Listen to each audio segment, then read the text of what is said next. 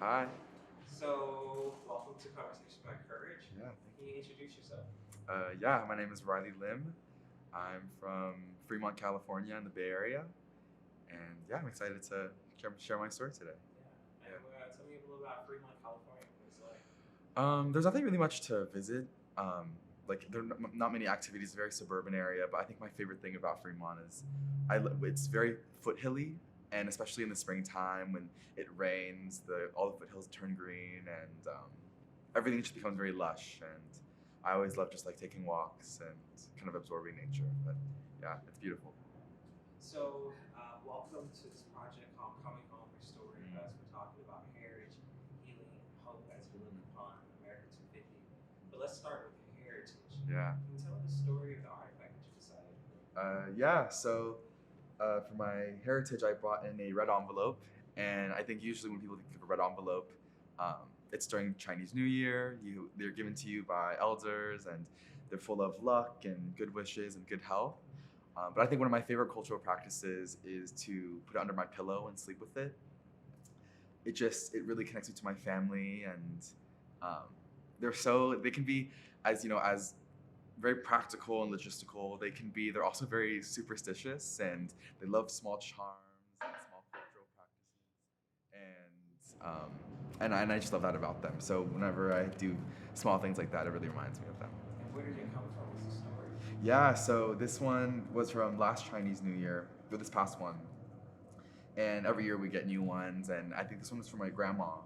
And we just said, "Go ahead, fat choy," and we'll take the red envelope. And my mom always like, Remember to put it in your under your pillow."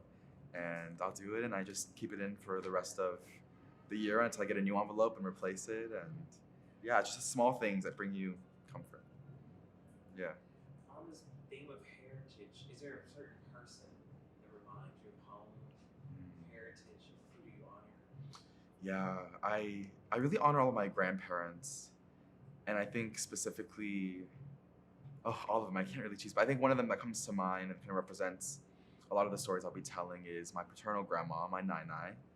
Um, she, I took care of her during the pandemic. She had Alzheimer's, and I, I'm so grateful for the time that I had with her, because to me she represents not only the very intense, meticulous journey and representing that immigration and immigrant story, but she also represents arts and romanticism. She loved to sing and draw and do arts and crafts, and she's just like the perfect like mixture of everything that I kind of love about life. So I really honor her and I miss her dearly. And she's just always thinking about her puts a smile on my face. So yeah. And then on this thing, we're moving forward to Mm. healing. Mm. A lot has happened since 2020. Yeah. Um, is there anything you wish to remember about your life since the pandemic? Yeah. Um, I think kind of going back to the story about my grandma, my nana that I was just talking about, that was definitely the most impactful thing that happened to me during the pandemic. So she started living with us in 2015, but starting year 2020 is when her Alzheimer's was getting really, really bad, and that was it was really heart wrenching to see her kind of just like kind of lose herself, and I was losing her every single day as she forgot my name and who I was and who she was, and that was just so heartbreaking. And and every single day, all I wanted to do was just have more time. And even with the pandemic, when it felt like all we had was time with her, it just felt like time with her was just going away. And um, so I just it was a moment where I not only learned how to be a good grandson, but I also wanted to learn how to be a good parent, because just taking care of her was my greatest occupation during the time. Um, and it was painful, but also just wonderful that I could be there for her when she needed, and eventually when she, you know, passed away. And, and since that time, what myths have died or what has been birthed for you? Um, myths had died. I think the biggest myth that died is that sentimentality and art are not are not trivial things. I think my family, with their history, my mom's from Hong Kong and my dad's from Hunan, China, and I think because of their stories of survival and their immigration story, it was so rough on them that it didn't give them a jaded outlook on life, but they definitely valued, again, being meticulous, focused, very practical. Dreams are for dreamers and not meant for survivors. And in the beginning, I would think like, oh my god, then every sentimental or romantic thing that I felt was useless. But then I realized that, over the pandemic and hearing more about their stories and taking care of my grandma, that their their survival mentalities were fed by dreams. They were fed by the fact that, I want to have my family prosper. So, growing up, I always had this contradictory experience of you have to be practical and chase your dreams at the same time, and it was so difficult to manage that. But now, you know, being with them and through the pandemic, it made me realize that my romantic, sentimental self are part of me, and they're the fuel that drive me to do the practical things in life. And they're opposite, but yet they're one and together. So it's kind of this just beautiful paradox that happens. Thank you. Yeah. So tell me about the artifact that you brought around healing. Yeah. So just for context, one of my greatest passions in life is the French language.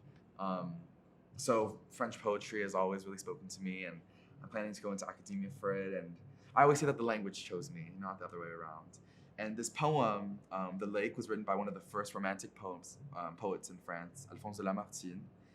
And the poem is about him losing a loved one, um, and she passed away due to tuberculosis in the 19th century.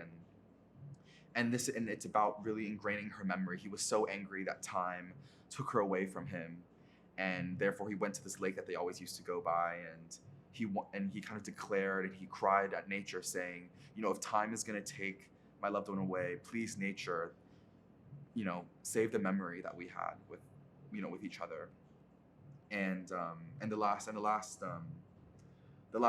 phrase really the last stanza really touches me.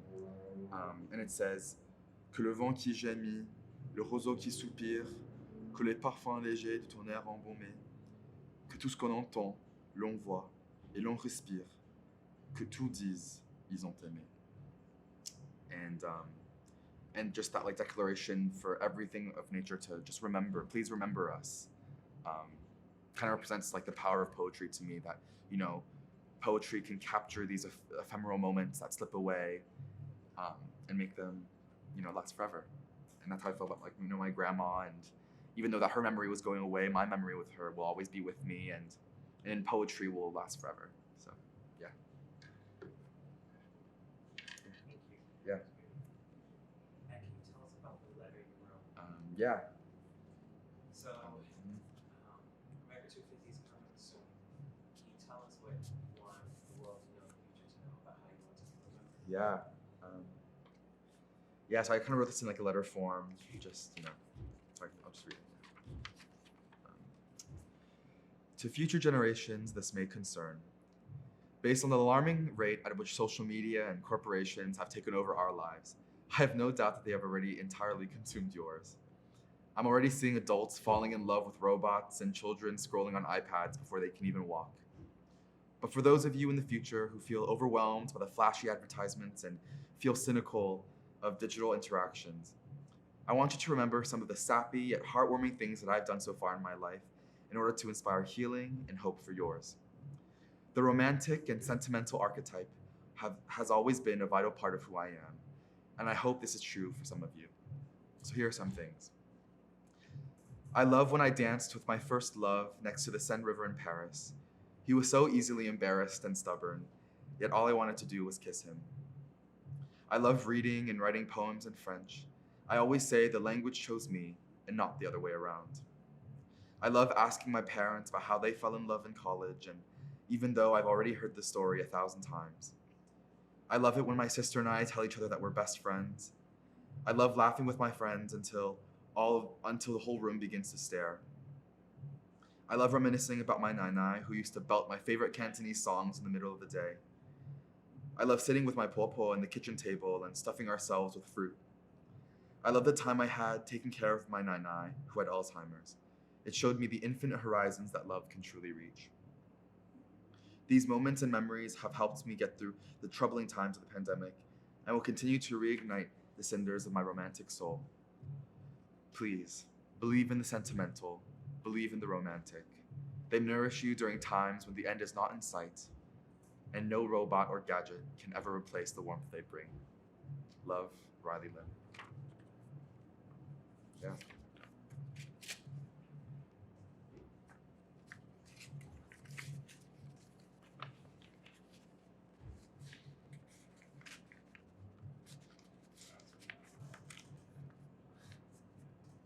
So, introduce us your artistic piece Mm-hmm. and a little bit of why. Yeah.